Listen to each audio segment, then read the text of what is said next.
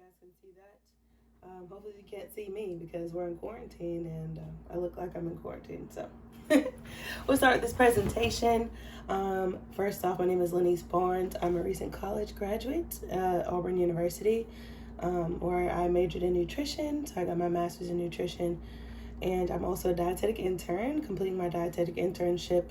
And right now I'm just going to give a 5-minute presentation on one of the competencies that we had to complete, and that's just an oral clinical presentation. So today I'm going to be presenting on cardiovascular disease. I'm going to talk about some epidemiology of cardiovascular disease, as well as just briefly go over case study and a dietitian's role in such case with a patient. Okay, so an outline, like I said, epidemiology, we're going to go over case study, and that's just kind of break down what I'll be talking about. Pretty much going over ADOM with you guys. All right, so epidemiology, so cardiovascular disease is very prevalent in the United States.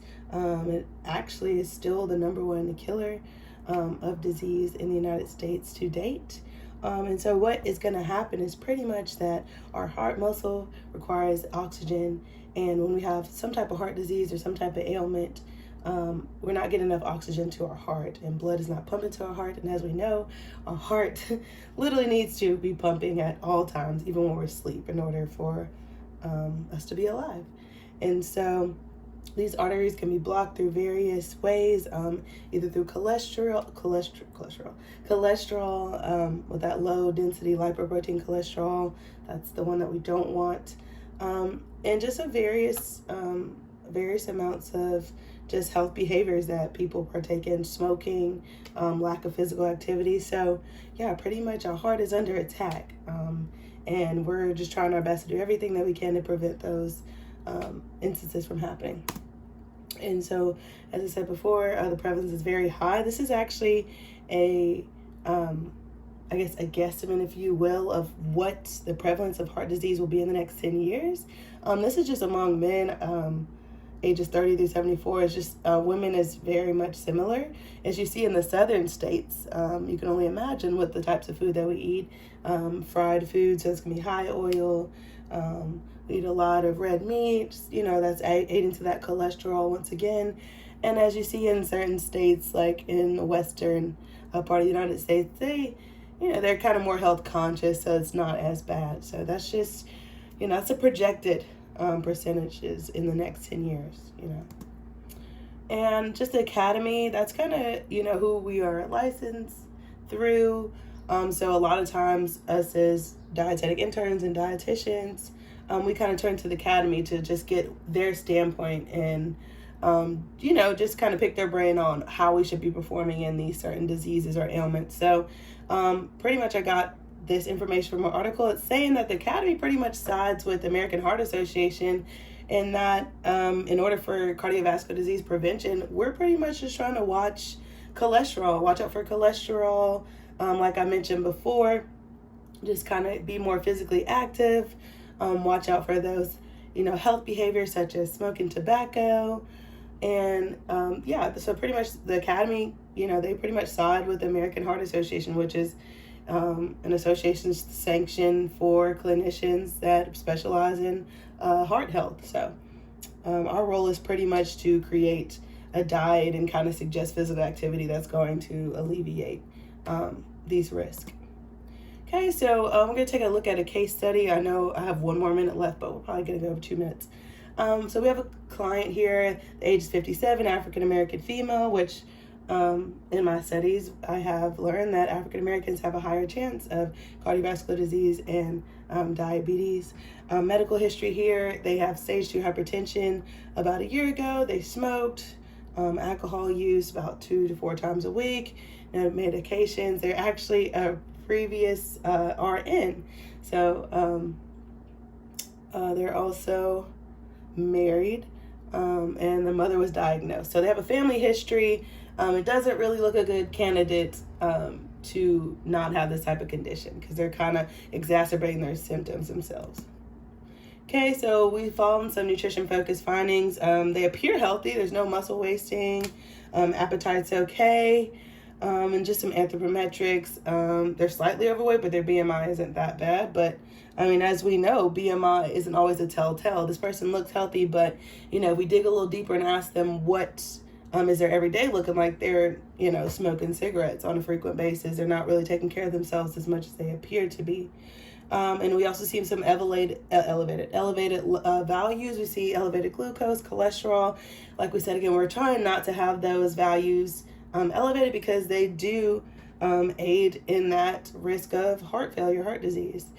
Okay, see some food nutrition related history. We just calculated some estimated energy needs here, protein needs for the patient.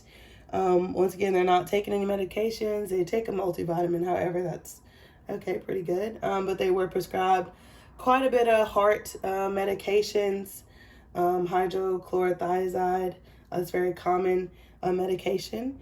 And the diet that was prescribed to them was the DASH diet, which we'll get into. It's pretty much a low sodium diet, and that's going to include some fresh fruits and vegetables, kind of staying away from those oils and those high fat, high cholesterol foods.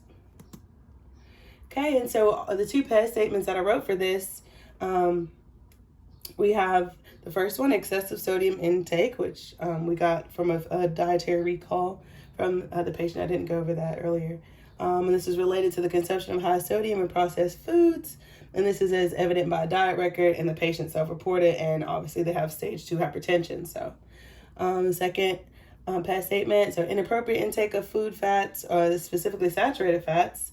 And this is related to the high consumption of high fat foods. And we could see that by their elevated levels, as we saw before, the triglycerides, the LDLs, and cholesterol levels. So what are we going to do as dietitians, dietetic interns, to intervene? So first intervention, we're going to set a goal to refrain from eating those added salty foods at the table and encourage low sodium alternatives.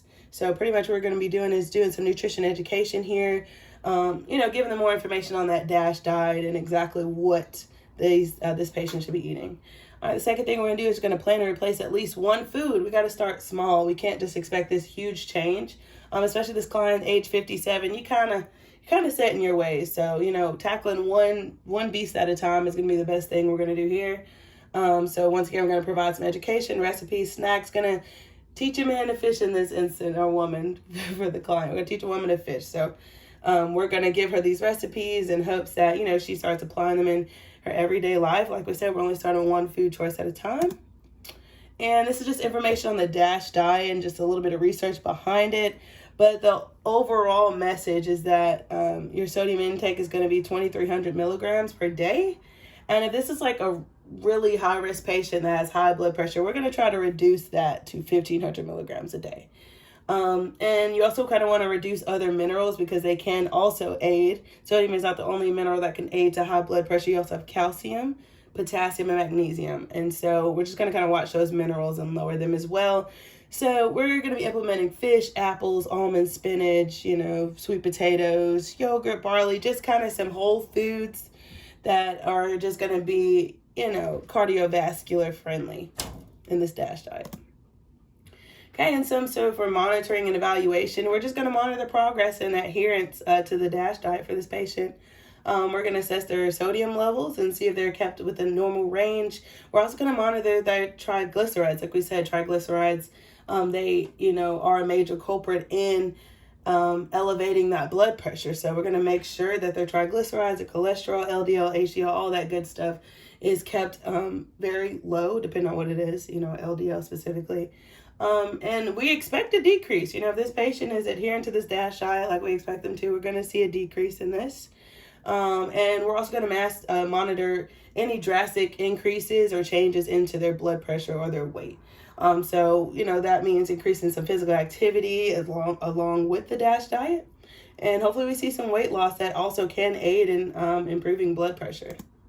So that is it. I went over 5 minutes. That's a lot to talk about. It was 9 minutes more so, but thank you guys so much. This is like my last assignment for completing my internship, so I'm very, very excited.